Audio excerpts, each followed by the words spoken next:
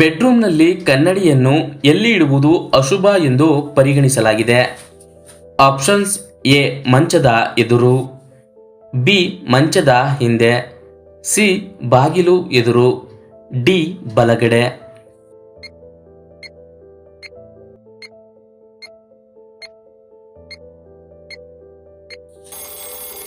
ಸರಿಯಾದ ಉತ್ತರ option A ಮಂಚದ ಎದುರು. ಹೆಚ್ಚಾಗಿ ಅಲ್ಯೂಮಿನಿಯಂ ಹಾಳೆಯನ್ನು ಬಳಕೆ ಮಾಡಿದರೆ ಯಾವ ಕಾಯಿಲೆ ಬರುತ್ತದೆ? ಆಪ್ಷನ್ಸ್: ಎ ಕ್ಯಾನ್ಸರ್, ಬಿ ಕ್ಷಯ, ಸಿ ಶ್ವಾಸಕೋಶ ಸಮಸ್ಯೆ, ಡಿ ಕಿಡ್ನಿ ಫೇಲ್ಯೂರ್.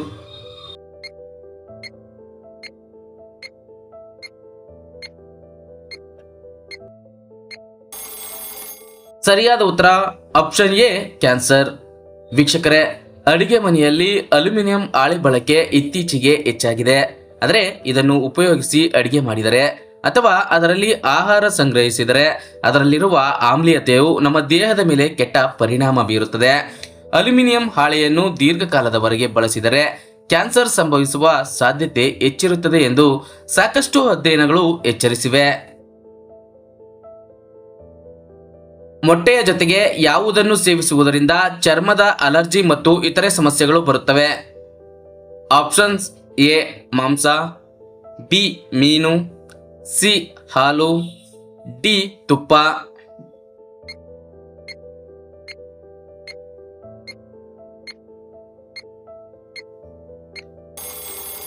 ಸರಿಯಾದ ಉತ್ತರ ಆಪ್ಷನ್ ಬಿ ಮೀನು. ಭಾರತದಲ್ಲಿ ಕರೋನಾ ವೈರಸ್ ಮೊದಲು ಯಾವ ರಾಜ್ಯದಲ್ಲಿ ಕಾಣಿಸಿಕೊಂಡಿತು? Options: A Kerala, B Bengaluru, C Goa, D Bihar.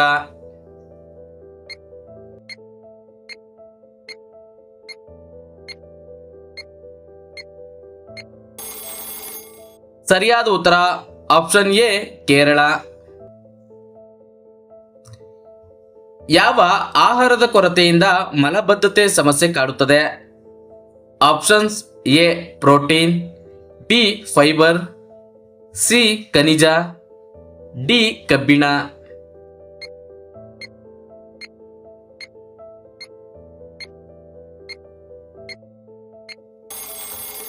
ಸರಿಯಾದ ಉತ್ತರ option B fibre. Fried chicken ತಿಂದರೆ ಯಾವ ಕಾಯಿಲೆ ಬರುತ್ತದೆ?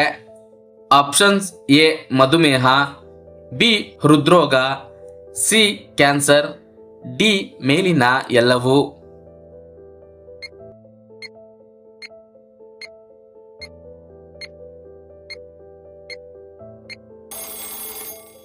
ಸರಿಯಾದ ಉತ್ತರ ಆಪ್ಷನ್ ಡಿ ಮೇಲಿನ ಎಲ್ಲವೂ. ವೀಕ್ಷಕರೇ, ಚಿಕನ್ ಬಹುತೇಕರ ನೆಚ್ಚಿನ ಆಹಾರ. ವಾರಕ್ಕೆ 1 ಅಥವಾ 2 ಬಾರಿ ತಿನ್ನಲೇಬೇಕು.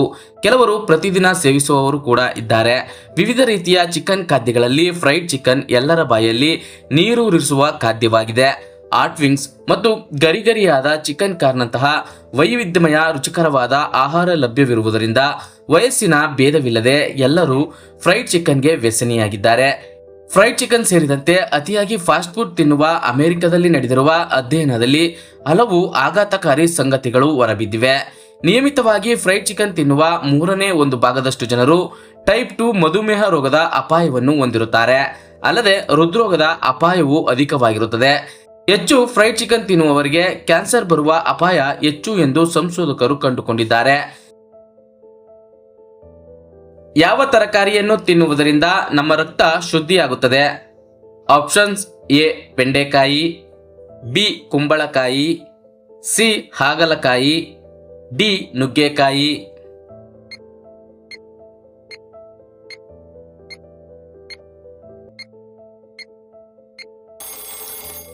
ಸರಿಯಾದ ಉತ್ತರ ಆಪ್ಷನ್ ಸಿ ಹಾಗಲಕಾಯಿ.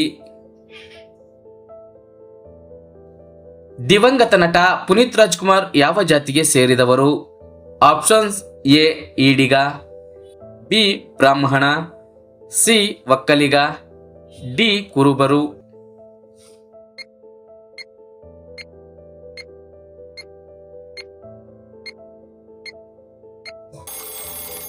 ಸರಿಯಾದ ಉತ್ತರ ಆಪ್ಷನ್ ಎ ಈಡಿಗ. ಅನ್ನದಾನ ಮಾಡುವುದರಿಂದ ಏನಾಗುತ್ತದೆ? ಆಪ್ಷನ್ಸ್ ಎ ಪಾಪ ಕಳೆಯುತ್ತದೆ, ಬಿ ಆಯುಷ್ಯ ಜಾಸ್ತಿ, ಸಿ ದರಿದ್ರ ಹೋಗುತ್ತದೆ, ಡಿ ನೋವುಗಳು ಕಡಿಮೆ.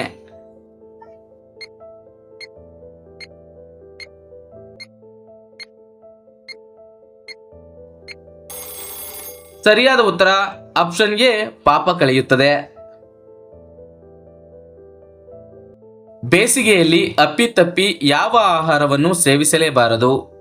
ಆಪ್ಷನ್ಸ್ ಎ ಕಾಫಿ, ಬಿ ಮಸಾಲೆಯುಕ್ತ ಆಹಾರ, ಸಿ ಕರಿದ ಆಹಾರ, ಡಿ ಉಪ್ಪಿನಕಾಯಿ.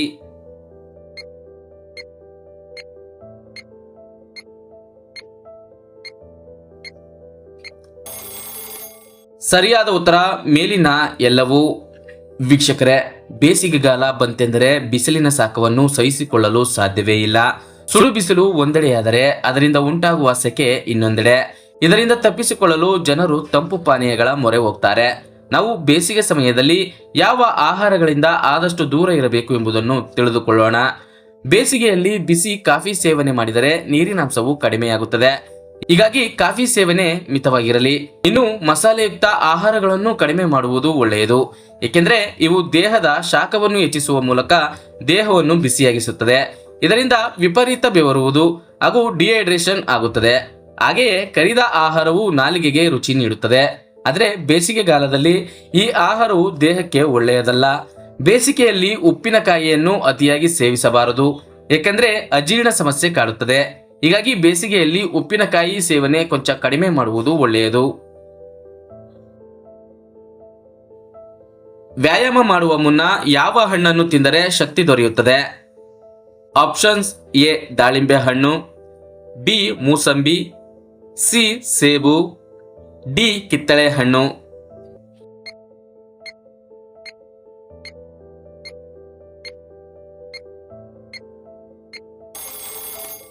ಸರಿಯಾದ ಉತ್ತರ ಆಪ್ಷನ್ ಡಿ ಕಿತ್ತಳೆ ಹಣ್ಣು. ಕೆಂಪು ಬಾಳೆಹಣ್ಣನ್ನು ತಿನ್ನುವುದರಿಂದ ಯಾವ ರೋಗ ಗುಣವಾಗುತ್ತದೆ? ಆಪ್ಷನ್ಸ್ ಎ ಮಲಬದ್ಧತೆ, ಬಿ ಚರ್ಮದ ಸಮಸ್ಯೆ, ಸಿ ಕೂದಲಿನ ಸಮಸ್ಯೆ, ಡಿ ಸ್ಥೂಲಕಾಯ.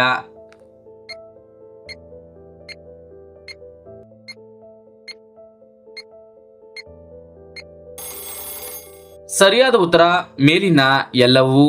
ವೀಕ್ಷಕರೇ, ಜಗತ್ತಿನಾದ್ಯಂತ ಸುಮಾರು 15ರಿಂದ 18 ಬಗೆಯ ಬಾಳೆಹಣ್ಣುಗಳಿವೆಯಂತೆ. ಇದರಲ್ಲಿ ಕೆಂಪು ಬಾಳೆಹಣ್ಣು ಕೂಡ ಒಂದು. ಇದು ನಮ್ಮ ಭಾರತದಲ್ಲಿ ಕೆಲ ಭಾಗಗಳಲ್ಲಿ ಮಾತ್ರ ಸಿಗುತ್ತದೆ. ತೀರಾ ವಿರಳವಾಗಿ ಸಿಗುವ ಈ ಕೆಂಪು ಬಾಳೆಹಣ್ಣು ಸೇವನೆ ಆರೋಗ್ಯಕ್ಕೆ ಸಾಕಷ್ಟು ಉಪಯೋಗಗಳಿವೆ. ಕೆಂಪು ಬಾಳೆಹಣ್ಣನ್ನು ನಿಯಮಿತವಾಗಿ ಸೇವಿಸಿದ್ರೆ ತ್ವಚೆಗೆ ಉತ್ತಮ ಆರೈಕೆಯಾಗುತ್ತದೆ.